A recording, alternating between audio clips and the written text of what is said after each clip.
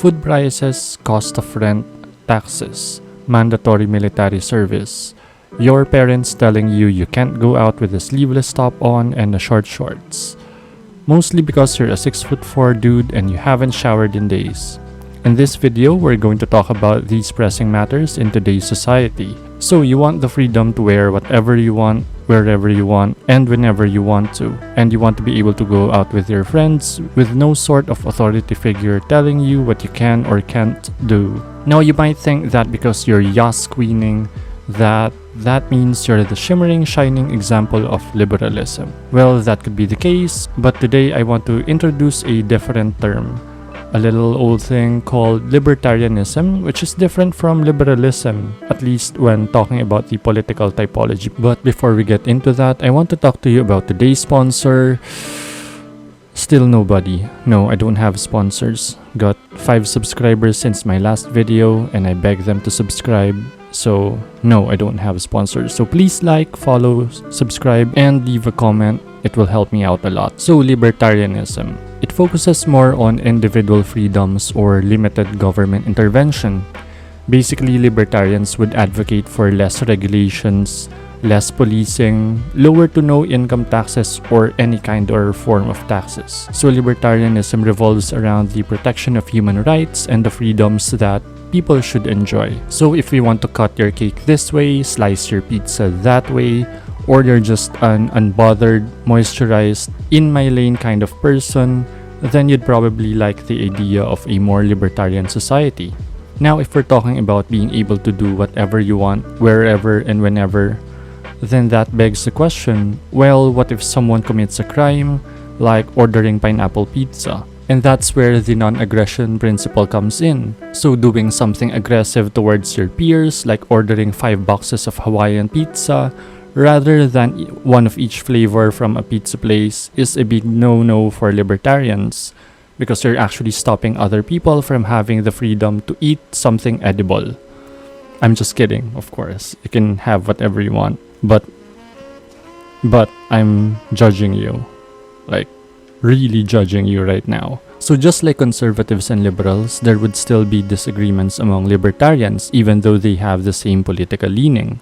Some would advocate for much lower taxes, some would advocate for a flat tax across the board, some would advocate for no taxes at all. Now, I want to make this clear that this doesn't mean that libertarians are against any and all forms of government.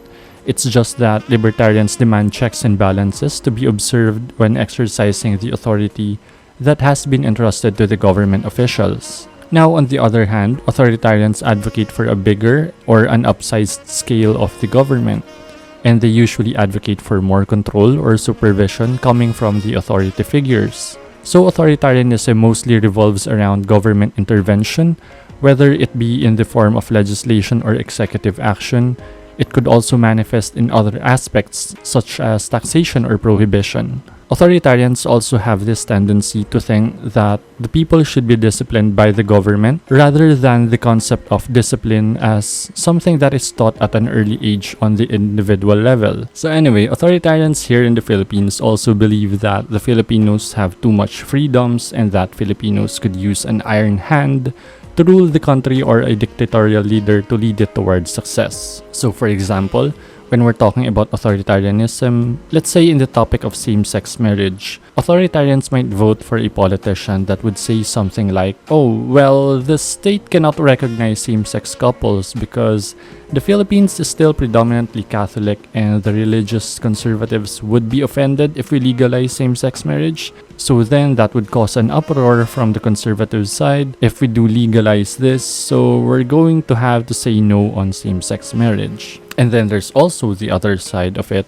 where let's say the government decides to legislate same-sex marriage, but then cracks down on the conservatives or the religious people that if they do discriminate or if they don't allow the same-sex couples to be married in their churches or in their religious rites, then the government would then penalize the pastor, the priest, or the imam, or whatever religious leader there is, or they might sentence that religious leader for some jail time for discrimination. That is also another form of authoritarianism.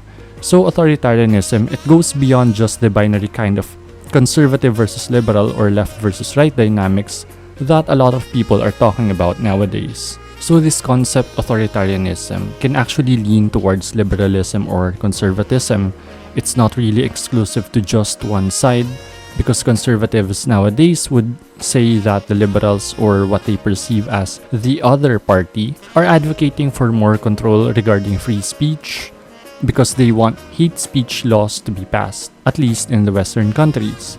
And then the progressives, which is a subgroup of liberalism, would then label the conservatives as authoritarians because they want to impose border control policies and impose limitations on immigration. But that's just the reality of things, because whether you consider yourself a liberal or a conservative, you might have advocated for authoritarian policies at some point in your life, if you're not currently doing so. Now let's talk about the combinations of the four political leanings that we've discussed so far. So authoritarianism, libertarianism, and then in the previous video that I had, we discussed their conservatism and liberalism. So the better way of looking at conservatism or liberalism is it's not that they have fixed policies that they are pushing for across the board, but liberalism and conservatism is more of a political disposition like I've discussed in my previous video, and it's actually better if we're going to look at it from the perspective that we can actually combine it with the concepts of authoritarianism and libertarianism. So for example, we have the conservative authoritarians. So conservatives are more likely to preserve the current state of the government, right? Or whatever the size of the government is right now. Conservatives will try to keep it as it is, and that's because they see that society is slowly getting better and better, or they saw that their families actually were able to get out of poverty with the systems that they've already gotten accustomed to. They would also give props to the government because they think that the social welfare or the so-called government benefits have also benefited them to make their lives better. So whatever the status quo, the conservatives would support that or prop it up. Let's say that the opposite is true. That let's say there's a country where the government actually does very little or doesn't intervene at all when it comes to social issues or when it comes to the free market. A conservative libertarian would end up supporting that kind of system. Let's say there's a politician that pushes for legislation for more regulation or additional restrictions or taxations. Conservatives would then push back against that because they're used to the freedoms that they enjoy. Conservatives would actually lean towards libertarianism if they lived in a country that has a non-interventionist government, because they've seen the benefits of having the freedom to making your own money or having a high disposable income due to lower taxes. So they would seek to preserve that kind of system. The freedoms that were enjoyed by the Filipinos pre-colonial period, like being able to barter or trade and not be taxed by anyone, conservative libertarians would then say that Filipinos should still have that freedom and they shouldn't have to register or have to be taxed when it comes to engaging in business or in trade. Now when it comes to social issues, if the religious people do not want same-sex couples to be married within their church or within the confines of their religion, conservative libertarians would then believe that the same-sex couples should have the freedom to find another way of getting married or getting recognition from the state so that they can share the same freedoms without overlapping with the freedoms that is being enjoyed by the religious people themselves, without having to be forced to officiate the weddings of same-sex couples because that goes against their belief or their religious upbringing. Now, from a more progressivist or a liberal plus libertarian standpoint, if same-sex couples wants to get married through civil unions, or if there's a religious right that actually acknowledges or allows same-sex weddings, as long as they're not infringing on the rights of other religious people, then they believe that they should actually have that option to do so. And perhaps it's not just the same-sex marriage thing, but also with regards to same-sex couples who find it difficult to buy a property with their partner because it involves a lot more paperwork and it's a lot more difficult to get joint ownership of a certain property if they're not related. So that's another thing that libertarians would lean towards, the idea that same-sex couples shouldn't have to ask the government for permission if they want to buy, and would also want the government to stay away from the free markets, especially when it comes to new technologies. So for example, let's say the rise of cryptocurrencies and the rise of NFTs. In relation to video games, a lot of Filipinos actually made money through the use of cryptocurrencies and NFTs during the lockdowns here in the Philippines. So conservative authoritarians would say that the government should actually regulate games like that because it could be a scam or it needs to be taxed. So in order to be fair and in order for the government to make more money, then the government should intervene. Liberal libertarians would then say that maybe the government should stay away from it and just allow the people to enjoy the fruits of their labor or the gains from their investments. Cryptocurrencies and NFTs are relatively new to the public, and it's best that the ones who are knowledgeable, the younger generation or the people with more familiarity with the tech industry, not the politicians, not the bureaucrats, to run and dictate how the markets should go. Liberal libertarians would also advocate for the idea of letting the people, letting the private citizens, deal with the issues, challenges, or risks when transacting in cryptocurrencies. So again, it's not really much about liberals being more liberated or liberals being more anti-state. Maybe that was the case back then, but it changes depending on which country you're in.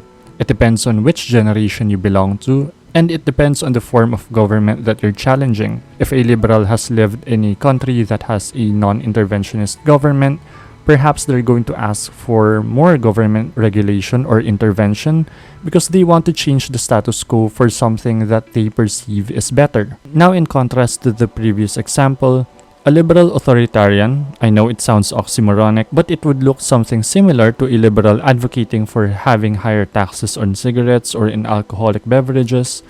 So in that regard, it's not just the government intervening in the sales of alcohol and tobacco products because they want to earn revenue, but they're also participating in social engineering and shifting the culture of the Filipino people to drink less alcohol and to consume less tobacco products. So authoritarians believe that the Filipinos have too much freedoms, and I've actually heard boomers say that Filipinos have too much democracy, whatever that means. And I strongly disagree with that sentiment because it's actually the private citizens or the average Filipino that progresses our society in different ways. It's the private citizens that produces goods and services that's actually voluntarily being exchanged in the free market. It's also the grassroots businesses that provide employment for a broader set of applicants. So it's actually the small and medium-sized enterprises that solves the problem of unemployment. Socially, it's the Filipinos that come up with new trends, which then shifts the culture towards something that even other countries would pay attention to.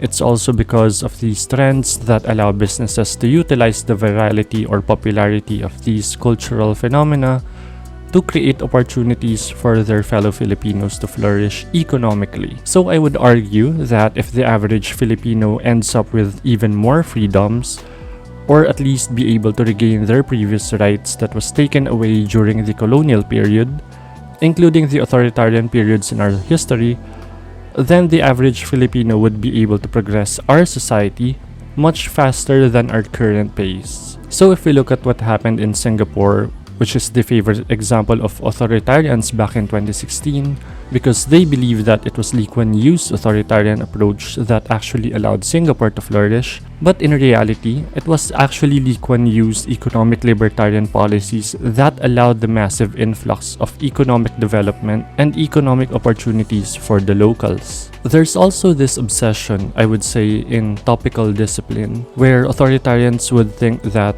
discipline should come from the government rather than being obtained on an individual level. But I think true discipline is actually obtained on a personal level or instilled by the parents of the individual while the individual is still young. In my opinion, authoritarians have this tendency to replace personal responsibility and transfer the burden of solving problems towards the state. Another reason as to why I lean towards libertarianism is that I believe that it's the Filipinos' hard work and ingenuity that actually brings prosperity to our country.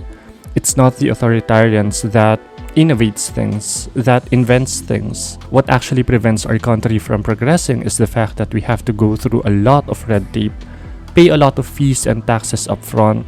Some businesses even get shut down in the middle of operations because of new laws or new restrictions. I believe that if Filipinos are given more freedoms, more chances of engaging in business freely without having to spend their initial investment just to get their businesses started, then Filipinos would be able to hire more employees, thus providing more employment opportunities for their fellow Filipinos, and perhaps get better quality of equipment or raw materials, thus providing their fellow Filipinos better quality of goods and services. Then again, if Filipinos are able to generate their own income, then they would become less dependent on politicians, and our average politician wouldn't want that, would they? That would mean that they won't be able to buy votes with measly amounts of money, or they wouldn't be able to promise Filipinos welfare programs, which oftentimes becomes their primary platform because it sounds good on paper, but once the average Filipino asks where the money comes from anyway, well, the realization sets in that it's actually collected from the average Filipino, as well as through taxation or inflation, driven by the massive borrowing by our beloved bureaucrats just to finance these programs. So those are the few reasons as to why I believe that Filipinos should be empowered rather than supporting politicians that don't really care much about us at the end of the day. I think it's our fellow Filipinos that cares about us, and it's us caring about our fellow Filipinos, and that actually allows us to progress our society towards a better place or a better state. So I do hope that through this video, it's not just the Filipinos who would learn more about the complexities of the political typologies. I hope other people from other countries could learn from this as well. And maybe we could go to a deeper discussion so that we don't just label each other conservative or liberal or even bootlicker or anarchist just because we disagree with the other side, whatever that other side may be. Because more often than not, the agenda behind those label slinging is really to silence the person that they're disagreeing with, and not really to have a decent conversation about the topic or issue at hand. So that is something that I want to establish here in this video, that I think it's actually important for us to have a clear definition as to where the lines are cut so that we can avoid, just assuming that the other person's the other side simply because they went against a certain ideology that we had back in the day. Even back in 2016 when you went against a certain politician that I'm not going to mention here, people would just assume that, oh, you belong to the Liberal Party or you're supporting the Liberal Party because you don't like this politician. But that's actually not the case, because I'm actually more liberal back then, but I still didn't like that politician. Or labeling someone as conservative because they voted for a certain politician that people dislike because you identify as a liberal. Thus, the person disagreeing with your opinions would automatically be conservative for some reason. That doesn't make a lot of sense. Well, that's actually the trap of false dichotomy, or seeing things in just a binary manner. So yeah, that's it for now. I actually ended up cutting my script down by 50 or 60%. Perhaps I'll just discuss more about the authoritarian and libertarian concepts once I start discussing the econopolitical typologies. So stay tuned for that one. By the way, I'm sorry for taking too long in making this video. I was supposed to upload this a week after my first long-form format, but I ended up just overthinking and procrastinating, so it took me like 2 weeks, 3 weeks to write and rewrite this and edit this. So yeah, hopefully the next video would come much sooner. I'll try my best not to overthink things. So yeah, don't forget to like this video, subscribe, or follow me wherever it is that you're watching this. It would actually help me a lot if you followed me in all platforms, just in case I get banned from one of them for whatever reason. So yeah, thank you so much for watching until the very end of this video. See you again next time.